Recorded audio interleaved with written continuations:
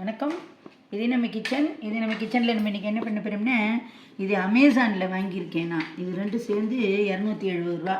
இதில் வந்து கீரை, அப்புறம் மறுநாள் சமைக்கிறதுக்கு கீரை வேணும்னா மறுநாளே ஆஞ்சி இதில் எடுத்து வச்சுடலாம். வாடி வதங்காமல் இருக்கும்.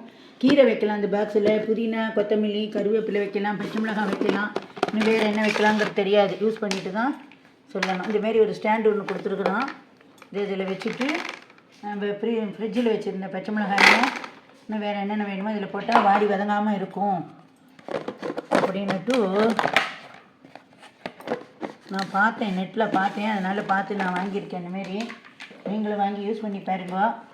இது வந்து வாடாமல் வதங்காமல் இருக்கும் அப்படின்ட்டு போட்டிருக்காங்க. சரின்ட்டு நான் இதுமாரி வாங்கியிருக்கேன். இந்த கருவேப்பிலையெல்லாம் வேணும்னா இதில் வச்சு யூஸ் பண்ணிக்கலாம். அதுமாரி கொத்தமல்லியும் தனியாக வேணும்னா தனித்தனி பாக்ஸாக வேணாலும் வச்சுக்கலாம். நான் இப்போதைக்கு இதில் ஒன்றா தான் வைக்கிறேன். கொத்தமல்லியை, கருவேப்பிலை எல்லாத்தையும் இதுமாரி தனித்தனியாக அப்படி வச்சுட்டேன். காய்கறிக்கெலாம் வைக்கலாமா என்னன்னு தெரியல. வச்சுட்டு யூஸ் பண்ணுறேன். இதை யூஸ் பண்ணிவிட்டு நான் உங்களுக்கு திரும்ப காட்டுறேன்.